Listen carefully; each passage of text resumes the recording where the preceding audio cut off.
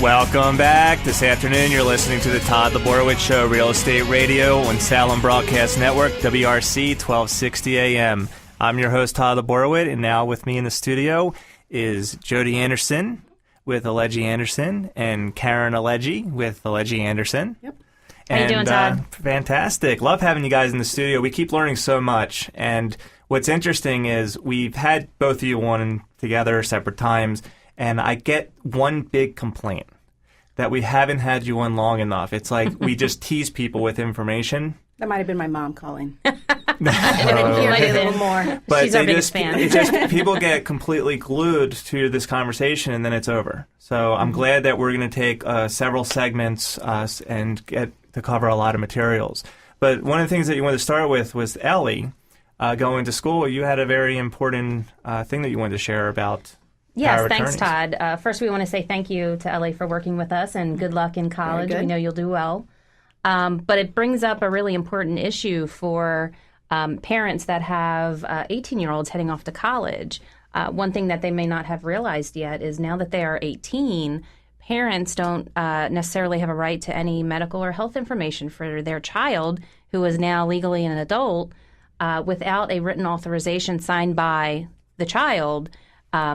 A parent cannot just call a hospital or a doctor's office or the health clinic at the school and get information about their child without that authorization. So an easy fix for that is simply before your child heads out, which could be this week, next week, have them sign a medical authorization or a healthcare power of attorney. It's simply a document that says the child allows any medical provider to talk to his or her parents and provide them with medical information. Because without that document signed in advance, if something happens to the child, they might not be able to get any information. And if your child's going across country or another state, long distance, you're going to find out in a really bad time that you can't get any information about your kid if they're sick or in the hospital. That would be terrible because you and I grew up in a generation where we could go to the airport, and when someone got off the plane, we could hug them hello. Now you got to wait outside the security gate. And it's a can whole you different imagine ballgame going to the hospital to see your kid and you can't go see them? Yeah. I mean, you can go see them, but you can't get their medical records. You can't make the decisions. Yeah. If usually it's the parent, calling to get information. The story that I remember vividly from a number of years ago at a firm I used to work at was a client got a call from the son's roommate, college roommate, saying, your son's been in a car accident. He's at this hospital. So the parent immediately calls the hospital, and the hospital will not even confirm that the young man is there because they don't have the authorization to tell the parent that. So what do you do long distance?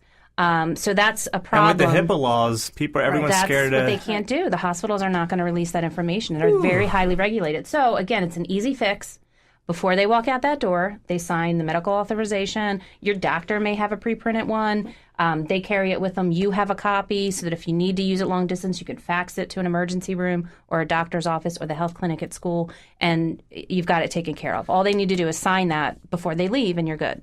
Okay, well, we were talking with Jodi. I remember we were talking before about the financial power of attorneys, of saying that in the state of Maryland, it's kind of like it's a new draft that everyone has to abide by. Yeah, if in a particular form. Is it the same thing for the health for your child that's turning 18? Is it a specific form? Like, it's not something you can just go on the internet and say, hey, sign this, and it's an authorization. Like, I know you have, on your website, you have advice for it over at AlegiAnderson.com. Also, if you go to toddlaborwit.com and sign up as a fan, you'll see a big banner there that you can sign up and get free information of how to put all this stuff together.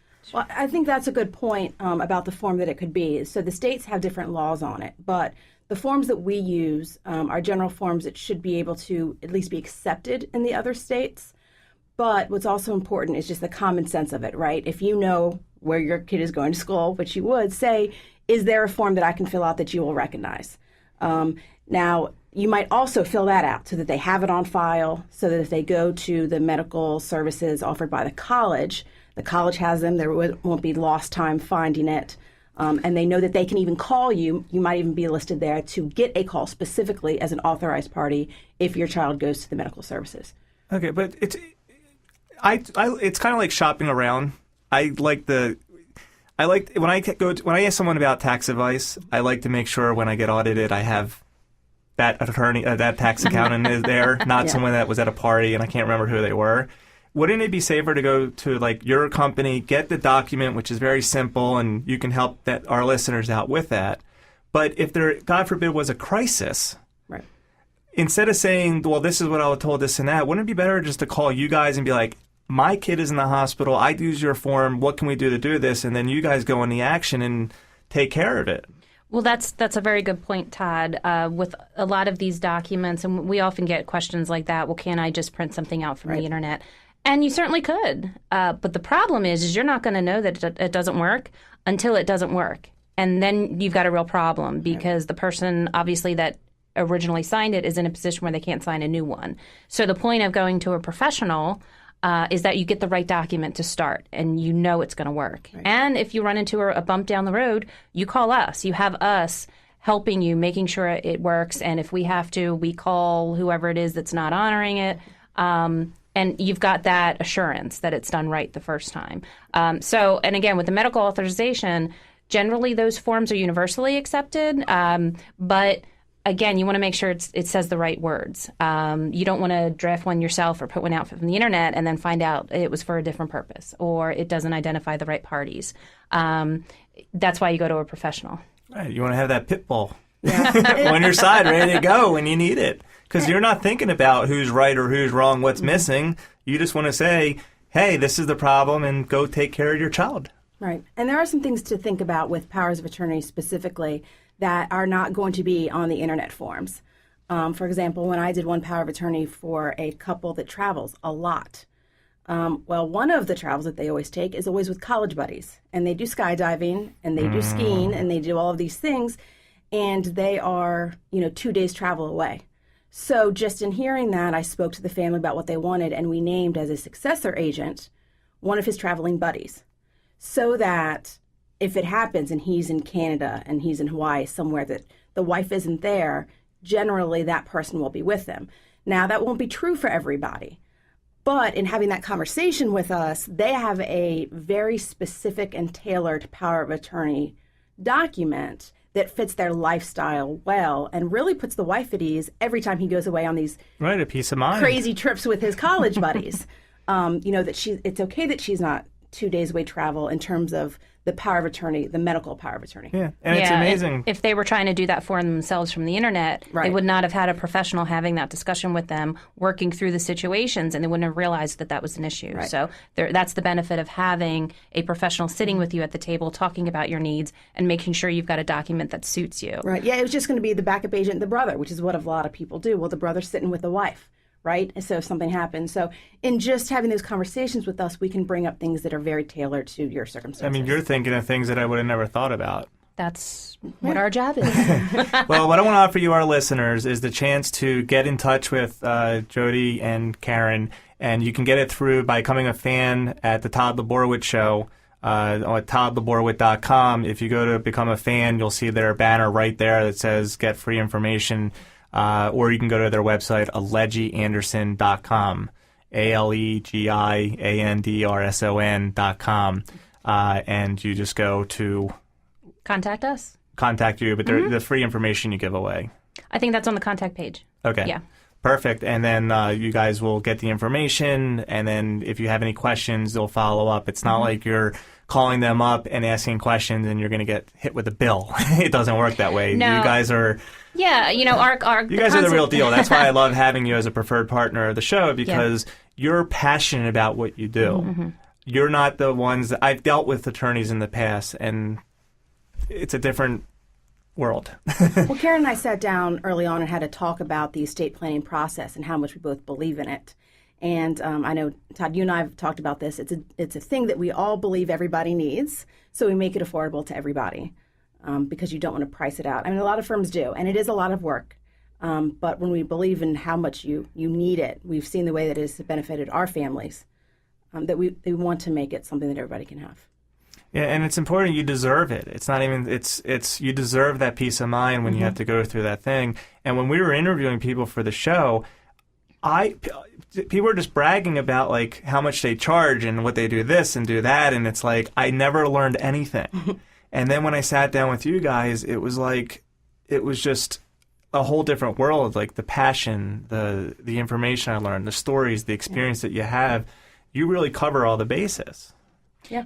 Yeah, and there's no consultation to talk to us about your needs. If after the consultation you're ready to move forward and have documents done, then we have a simple flat fee pricing plan. And it's very affordable. That works with, we believe, most people's budgets, and we're flexible on payment arrangements. The cost of getting the documents done should not stop anybody from doing it because it is affordable. It's not going to be your biggest expense, and your family's worth it. One thing that we talk to our clients about is these documents are not necessarily for you. Right. This is for your family. This is helping them through what's going to be a difficult time. You've passed away, or you're sick, or you're unable to handle your own affairs. Mm-hmm. And the family's already devastated and upset. So these documents will help ease that situation. Perfect. Well, we're going to continue this conversation when we get back after these messages. I'm not getting rid of them just yet because I'm sure we're going to have more questions.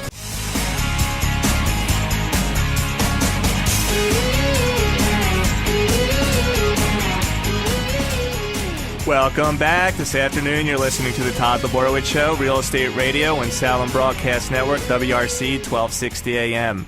I'm your host, Todd Laborwit, and we're speaking to Jodi and Karen. They're with Alegi Anderson and our preferred partners for the show.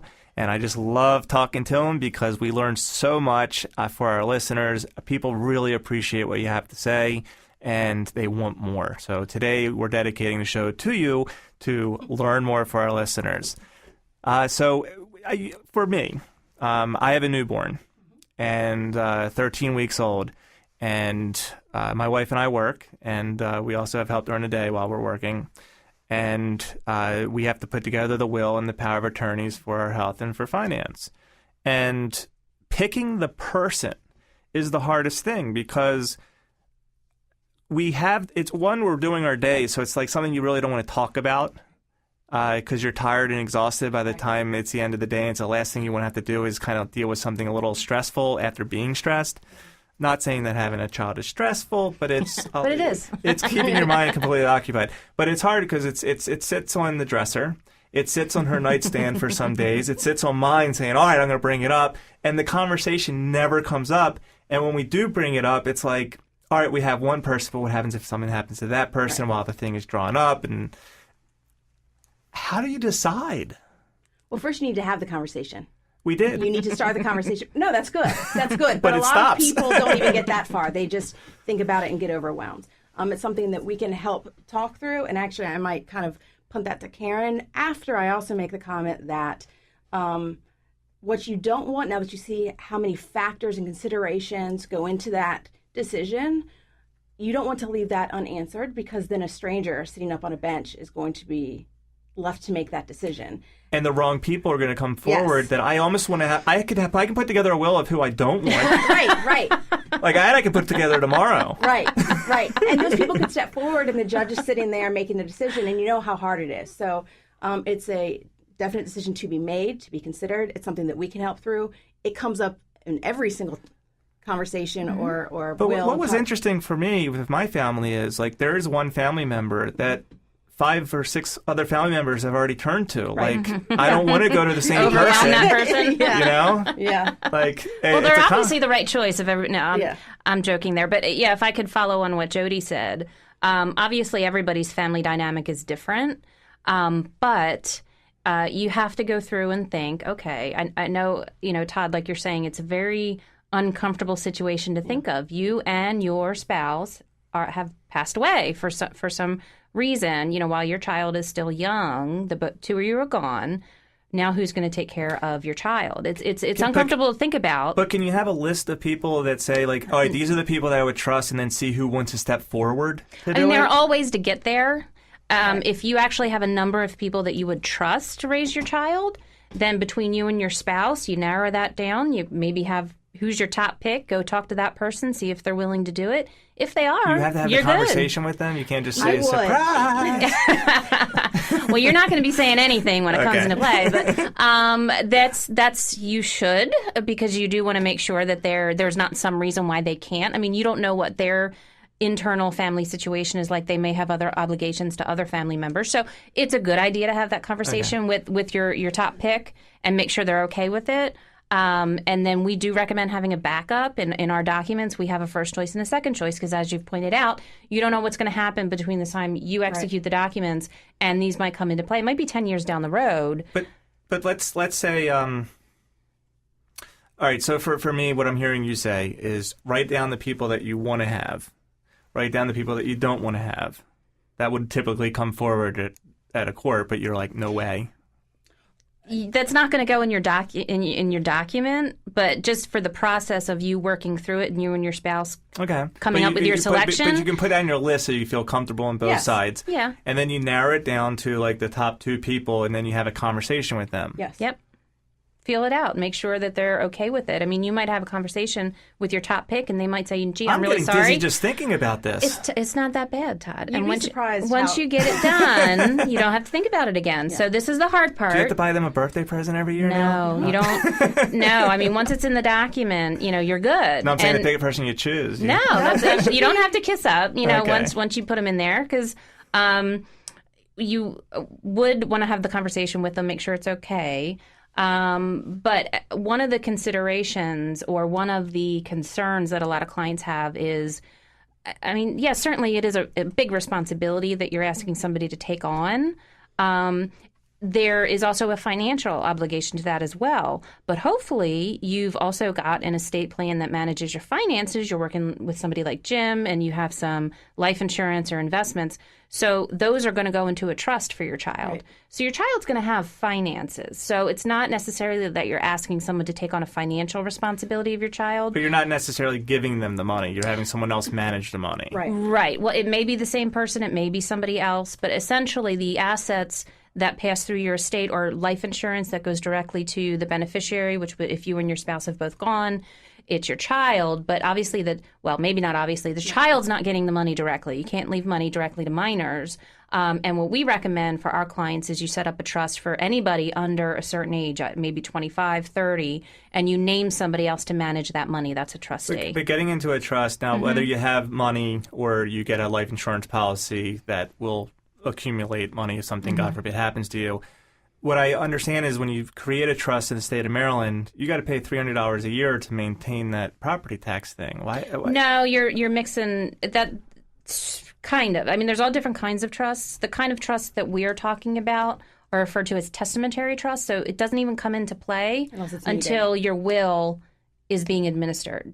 Okay, so it's not set up now. Just because you put it in your will, it's not set up yet. But people, with mortgages, we have like irrevocable trust and revocable trust and a lot of irrevocable. But I've seen all these, and these people spend $5,000-$6,000 for these trusts, and it seems like it's for the ultra wealthy people.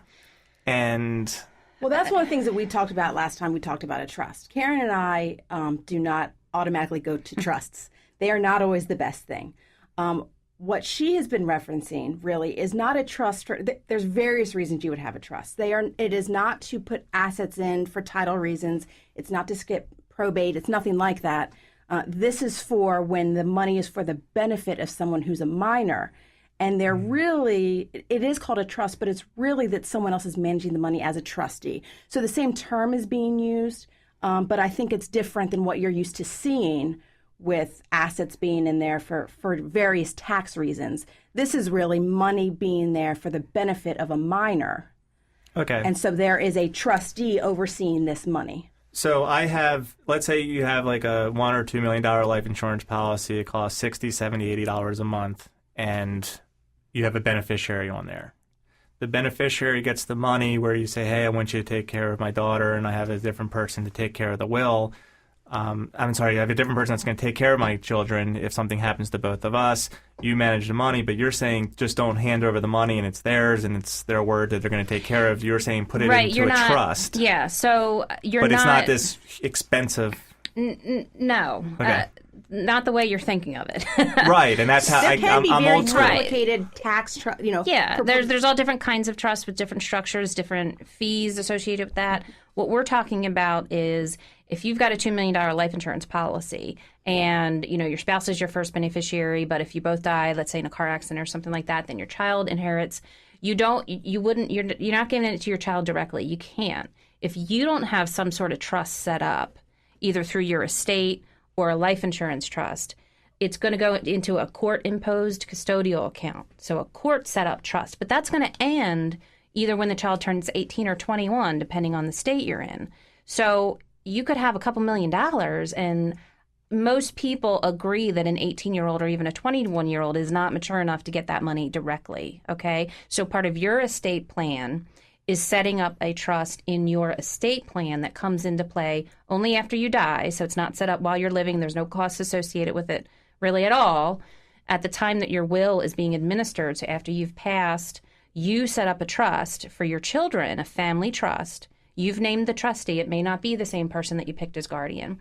And that trust in your will has certain terms and parameters that, of course, the education, health, and welfare of the child's going to be paid for, college is going to be paid for, medical bills, and they may start getting distributions at a certain age. They may get a percentage of the body of the trust at 23, 25, and maybe it terminates at 30. But that doesn't come into play until you've passed away. The life insurance proceeds are paid out, again, not directly to a child, but through your estate or into a life insurance trust. But while you're alive and you have this trust, the trust... You don't have it yet. So it's a hierarchy. A, B, and C, and D have to happen first for this trust to be triggered, as it's written in the will. Oh. If all of them don't get checked off, that's totally then the trustee, different. yes, and the trust does not come into existence. So it's not costing you anything, as Karen said. Right. It might not ever need to be used. I call it's an optional trust. So a testamentary trust is a trust that's in your will. It's not a separate document. It's not a separate entity. It's optional. There's a couple different ones that I put in my wills. They only come into play if they're needed, and they don't exist until that will is being administered. And if, like Jodi said, the conditions are met, then the trust is set up by the PR, the personal representative that you picked. And then it comes into play. Okay, and then that's a huge game changer. So now can you do it? Now you're ready to pick everybody? Yeah, now I understand. understand. Now I understand. But because it's a cost that you might not need to take on. It's a action you might not need to take. So you might never have to take it. Right. But my thing is just for our listeners, where the confusion came in for me is when you open up a corporation in any state, you have to get a tax ID number, you have to get a birthday. It's kind of like having a child. It has its own identity. And a trust is the same thing. My way of thinking is you have to go in, you have to get a tax ID number, you have to incorporate, and then you have to pay $300 a month if you're in the state of Maryland. And it gets really confusing. And can I jump in there, Todd? And again, there's all different kinds of trusts. Different trusts set up in different ways and for different purposes have different tax treatments. Okay, so even within the trust bubble, there's all different kinds of tax treatments. What you come across a lot in the real estate industry are living trusts. So these are revocable living trusts that people set up while they're alive to manage certain assets for a number of reasons.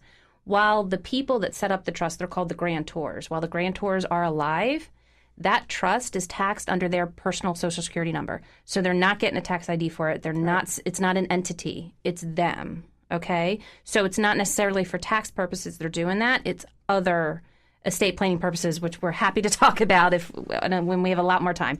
But that doesn't become an entity until the original grantors die, and now it becomes an entity. Okay, so now it gets a tax ID. Now it's an entity. Its own separate But tax until ID. this conversation, I never knew that. This is huge. This is why we have the show. We have the show to get the answers that we need, deliver to our listeners, because this is stuff that we got to do together. We have to change the way so we can all get financial independence. This is what the show is all about. Yep. And we get a lot of calls from clients. They think they need a trust, and then you sit with them and you start talking about it, and either what they thought they needed, it's not really a trust, or there's other ways to accomplish what they need, and some people do need trust. We set up trusts all the time for people, because that fits their needs. But Todd, I think you're right on. I think there's a lot of confusion out there about what trusts are, what they aren't, that there are different kinds of trusts for different purposes. Right. But that's why people need to call us. I mean, it's not easy stuff. You can't learn about it on the internet. You need to sit down with sit down with a professional, talk about what your needs are, what the options are, and work with a professional to set it up so that you accomplish your goals. The biggest waste of money and time is to go through the motions and not have the ultimate goal achieved because you tried to do it yourself, or you tried to go on the cheap, and so that's why you need to work with professionals that'll get the results that you're looking for. Well, lesson learned. One of the things I learned with my wife when we had a child, I was on Facebook. I'm like, I learned this and this and this about children, and she goes, I have 2 degrees in this. You can't get stuff off of Facebook. So deal with the professionals. You'll go a lot longer and a long way. Well, thank you so much for coming here, and I really appreciate you being in. That's why you are our preferred partners, because you are the best. And thank you so much. Thank you.